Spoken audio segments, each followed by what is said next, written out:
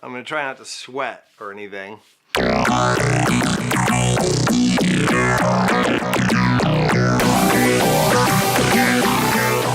guys, it's Brian from Crash Course Camera again, and it is hot in here. But in this video, I'm going to tell you a little bit about what happens to your pictures when you choose certain lenses, and some basics about how I choose a given lens for a particular purpose.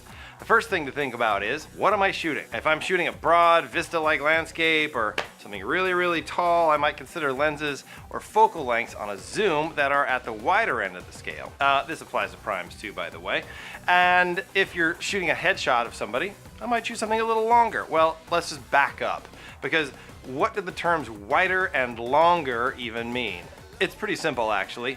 The smaller the number, measured in millimeters on the side of your lens right here, the wider and taller the field of view that you give to the camera.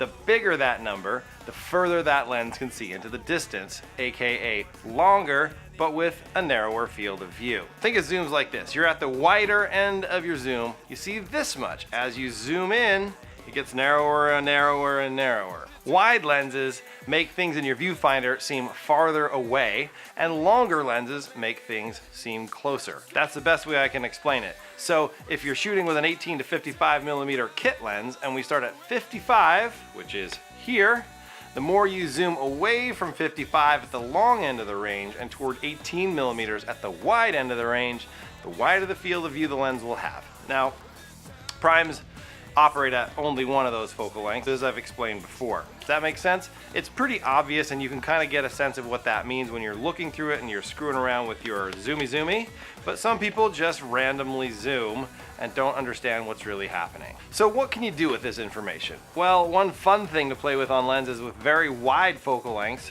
is distortion. Generally speaking, the wider the focal length, the more distortion you get in the resulting photo.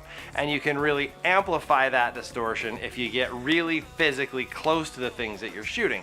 Try this as an artistic exercise. Set your lens as wide as it'll go, or attach the widest prime that you have, and then shoot some photos with the lens physically really close to someone's face, or your dog's face, or a car's front grille that looks like a face, or a whatever.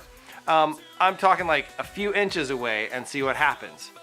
Don't worry if the lens won't focus. Sometimes they don't at this range, and that's only because you're within the minimum focus distance. So if you just move back an inch at a time and try to refocus until it actually grabs it properly, you can take the shot. You'll have fun learning about your lens's focal lengths and the minimum focus distances, and playing with the distortion that you'll find.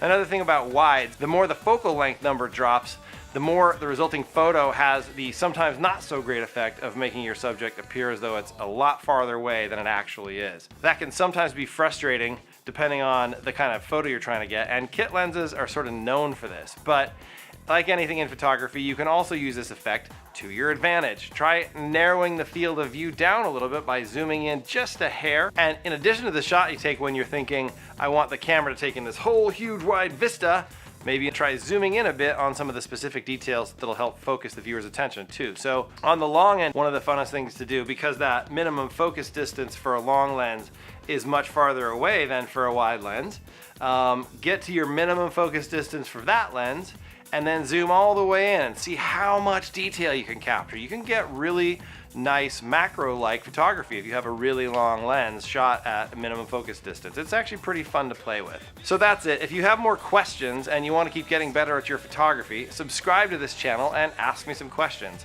It's the red subscribe button below, and then go to Facebook and join the Crash Course Camera Facebook group. And you can share and post your practice photos there. You're gonna get a ton of feedback from all the other people there who are trying to figure it out just like you, and I'll be there to help you out too. Cool? Rock on.